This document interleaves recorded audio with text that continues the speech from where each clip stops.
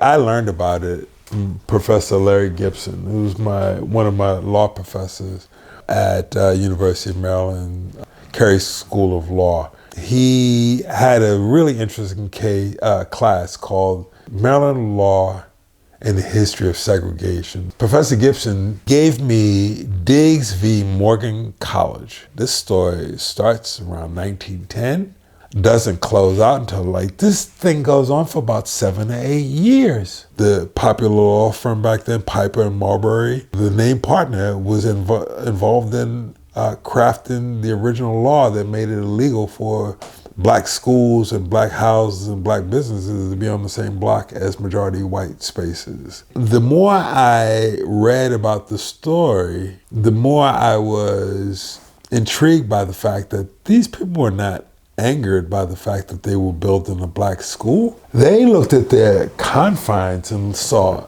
all of these houses, and they saw the evolution of a black community in their midst.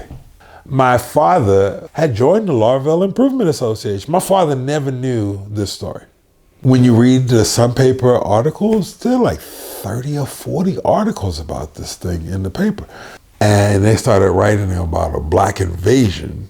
I'm sorry, not a black invasion, a Negro invasion. The Afro-American newspaper writes the equivalent of about 4 or 5 articles in 7 years. They don't want to bring attention to this. So this idea that living in close proximity to black people had been a thing for over 100, 150 years. First thing about Morgan is when they move into Laurelville, Morgan is a nuisance. So there are 4 particular families that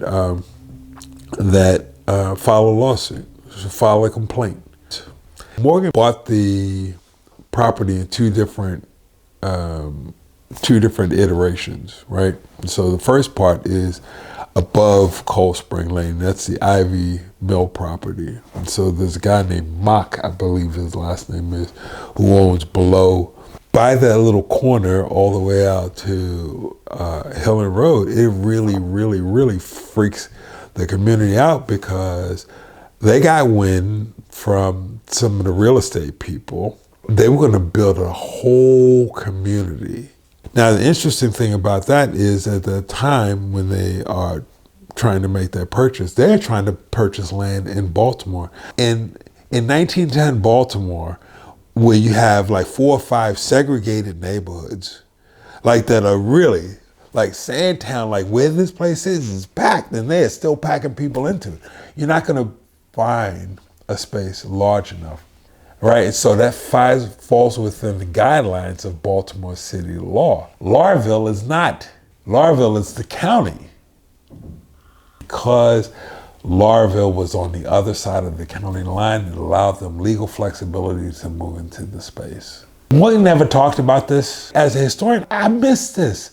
I'm like, how in the hell did I miss all of this? And it was sitting there right in front of me. So that law that they passed in 1910 applied to schools, businesses, and houses. It's not only passed here. This is the first place that it's passed, right?